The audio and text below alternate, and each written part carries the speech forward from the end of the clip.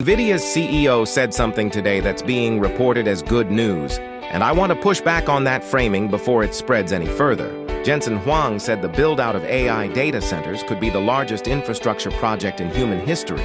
He's putting a number on it, something like $7 trillion globally by the end of the decade. And he said that build-out is going to create a lot of high-paying jobs. On its own, that's true, and it's worth taking seriously. But here's the sentence that matters more than the headline. He specifically said those jobs are in skilled trades: plumbing, construction, electrical work, the people who physically build and maintain these facilities, not software, not the white-collar roles that are currently the ones actually anxious about AI. So let's be honest about what's happening in this story, because I think it's being sold as reassurance when it's actually closer to a warning, just dressed up nicely.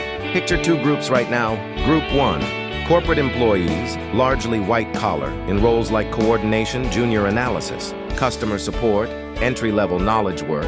The group that's currently watching layoff headlines with actual anxiety about their own job. Group 2. Skilled tradespeople, electricians, plumbers, construction workers, a completely different labor market, different training pipeline, different geography a lot of the time. Huang's prediction is that trillions of dollars in new hiring is coming for Group 2. He didn't say a word about Group 1 because he doesn't need to. The honest layer under this story is that Group 1 is exactly where a huge amount of that $7 trillion in AI investment is coming from in cost savings in the first place. This is the part I want you to actually sit with. This isn't really a story about jobs being created out of nowhere. It's a transfer.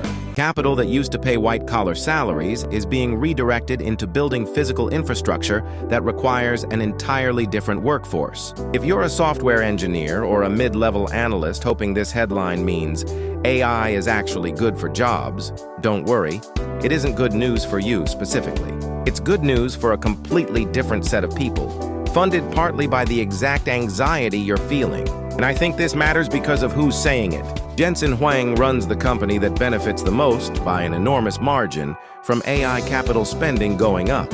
Every dollar spent building a data center is a dollar that likely bought Nvidia chips. When the person most financially invested in AI investment keeps accelerating, tells you AI is going to create a lot of jobs, that's not a neutral economic prediction. That's someone with a direct financial interest in you staying optimistic about spending on his product continuing to go up. That doesn't make him wrong about the trades prediction. I actually think that part is likely true, and worth knowing if you're in or considering that world. Physical infrastructure at this scale genuinely does need electricians and construction crews, and that demand is real and probably underrated right now. But it's a very different piece of advice than AI job losses will work themselves out. It's closer to, if you're in a white-collar role that's exposed to this shift, the jobs being created by that same shift are probably not going to be available to you without a real change in what you do for a living. So here's the actual takeaway, and it's more useful than either the panic version or the reassurance version of this story.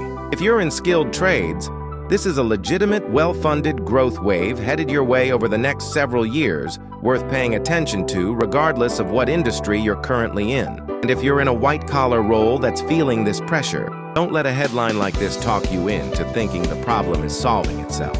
It's not creating your job back. It's creating a different job for a different person somewhere else. I'll be tracking how much of that $7 trillion actually shows up as real hiring versus projection. Subscribe if you want that followed all the way through.